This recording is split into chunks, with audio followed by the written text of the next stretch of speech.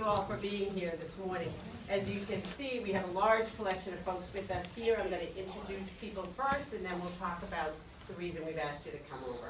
I am happy to be joined this morning by Lieutenant Colonel Mark Sear, the commander of the Division of Homeland Security of the State Police, Major Coppenrath, the commander of the Division of Investigative Services, Major Dan Tucker, the head of the Fusion Center, Detective Lieutenant William Donahue, the commander of the State Police assigned to the Middlesex DA's office, Captain Peter Chabot from the Rhode Island State Police, from our office, Assistant District Attorneys Graham Van Epp and Michael Klender, the Chief of Police from Holliston, Matt Stone, Hopkinton's Chief of Police Joe Bennett, and he is joined by Lieutenant Scott Van Ralther, Weston's Captain Tom Kelly, Carlisle Chief Andrew Amendola, Lincoln Acting Chief of Police Sean Kennedy, Sudbury Chief of Police Scott Nix, and Lieutenant Shirley.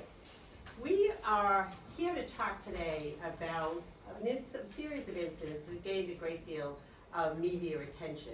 And to give you sort of a backdrop of that, I ask you to think about if any of you have ever had the experience of having your home or apartment broken into. You know how invasive that crime is. Somebody's been in your space, they've been touching your things, and sometimes they've taken your possessions. If you add to that having knowledge, or at least a suspicion, that your home was targeted not just to gain property, but it was targeted because of who you are, because of your ethnic heritage. I think that gives you some idea of the sense of trauma inflicted in a number of incidents that took place across several counties over the last several years. Now, beginning last summer of 2023, we began to see a series of break-ins across the cities and towns of Middlesex County. The homes that were being broken in were almost uniformly inhabited by families who were either of Indian or South Asian heritage. We later learned that those homes were being targeted largely because there was a belief on the part of the people who were breaking in that because of their cultural observances and heritage, those homes would have a lot of gems, they would have a lot of gold jewelry, and they would often have a lot of cash.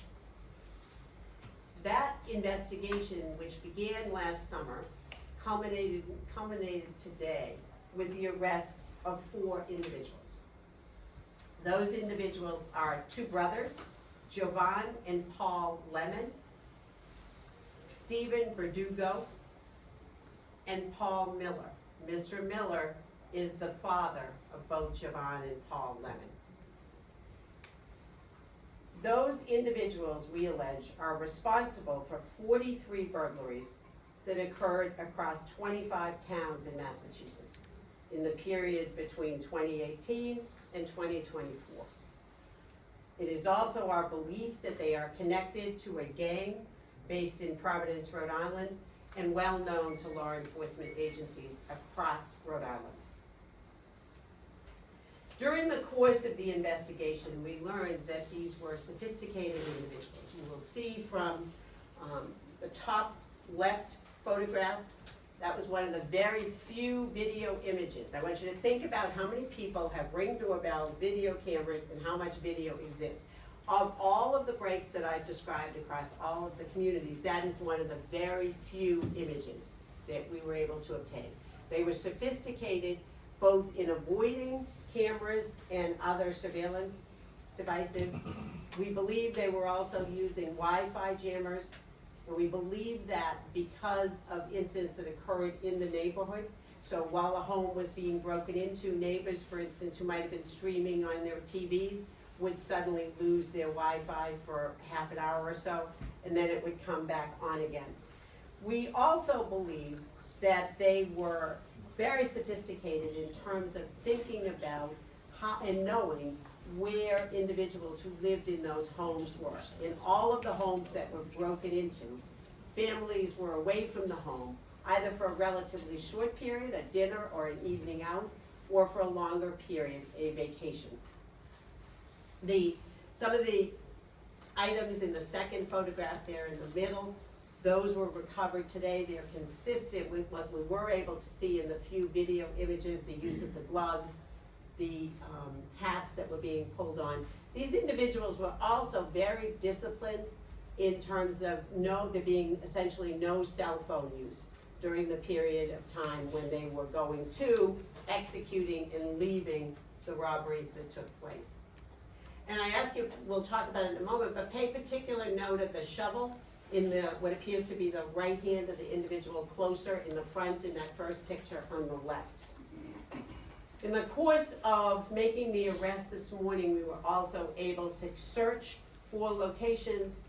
As a result of those searches, we recovered a very large amount of jewelry that was consistent with what we knew had been reported stolen by the families whose homes had been broken into. We had information that diamonds and other gems, some with an individual value of up to $75,000, had been taken. Vast quantities of gold jewelry, including bracelets, necklaces, earrings, and other items, and large quantities of cash. And I stress again that a number of these items not only had monetary value because of the materials of which they were made, but these were items that had been passed down in families from generation to generation. They had enormous emotional and family significance. In the course of executing those searches today, we did locate very large quantities of jewelry, and because it was very early, those searches were just done a couple of hours ago, we have notified as many of the victims as we were able to reach this morning. We will be making efforts in the days and weeks ahead to identify that jewelry and have that returned. And I can't stress really, in addition to putting out of business a very sophisticated ring of home breakers, the value to folks of being able to get at least some of these items back. Also of concern that we found today were both GPS trackers. As I indicated, we have a belief that this group had information about what would be the location of the families whose homes they were going to break into. We did also find, and underscoring what I mentioned at the beginning of my remarks, the fact that when people were targeted based on their ethnicity, we did find lists of temple memberships, temples in the area, and lists of families who belonged to those temples.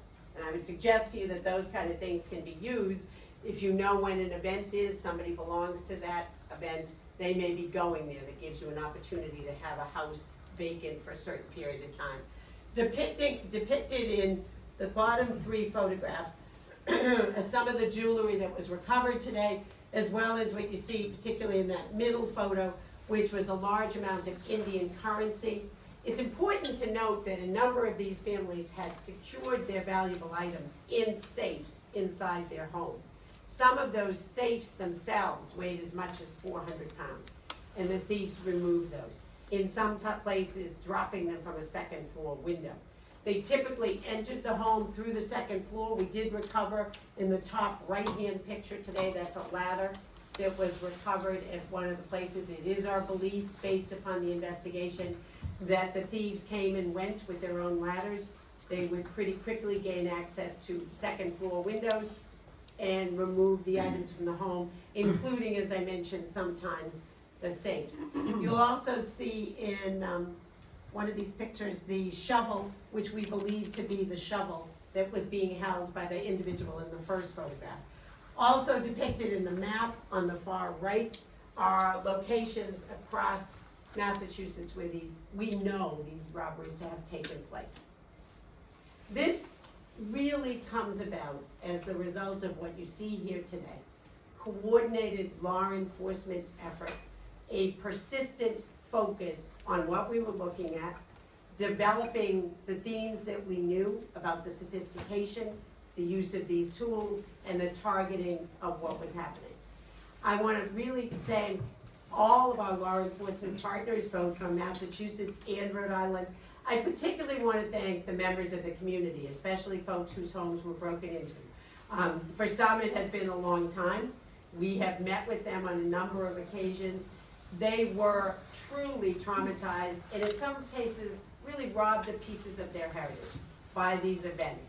We have assured them throughout that investigation the level of work that was being put into this case. Today is really the fruition of that.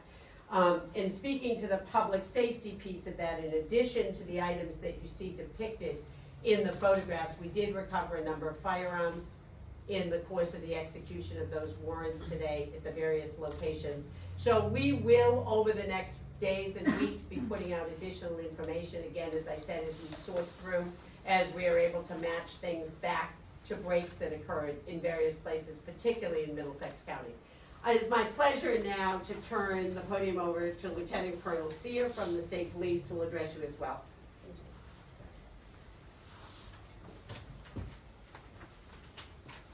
Thank you. Good morning. I'm Mark Sear. I'm a Lieutenant Colonel with the Massachusetts State Police. I oversee our Division of Homeland Security and Preparedness. On behalf of Massachusetts State Police, Colonel Jack Mon, I wish to convey the pleasure we take in being able to seek justice for the victims of this criminal enterprise. The group that we have dismantled today specifically targeted members of the Asian American and Indian American communities across multiple states. Today we are able to seek justice for those victims thanks to the strong coordinated efforts of the Middlesex District Attorney's Office, 39 city and town police departments across 4 states, the Rhode Island State Police, who led today's operation, as 4 of the targets were there this morning, the Connecticut State Police, and the Massachusetts State Police Fusion Center and its Mass Crime Net program. Mass Crime Net is a program based in the Commonwealth Fusion Center. The program's goal is to foster collaboration and cooperation among various departments, not only within the Commonwealth, but also across state lines. The program provides a platform for law enforcement officials to work together and share information which can help them solve cases faster, more efficiently, and across jurisdictions. Almost a year ago today, another state police mass crime net investigation resulted in the dismantling of a massive catalytic converter theft ring. Once again, this case highlights the dedication of our law enforcement partners to work collaboratively to take down complex criminal networks. Just last year's catalytic converter case brought to justice a ring of conspirators whose thefts cost private citizens and commercial entities cumulative losses of more than $2 million. The theft crew we arrested today stole countless items of great monetary, emotional, and cultural value from families in multiple states, and did so by violating the sanctity of their homes. Such brazen criminal actions will not be tolerated in our communities. I once again commend the hard work, dedication, and collaboration of all the law enforcement agencies involved in today's operation. Our commitment to ensuring the safety and security of all residents of all Massachusetts communities remains unwavering.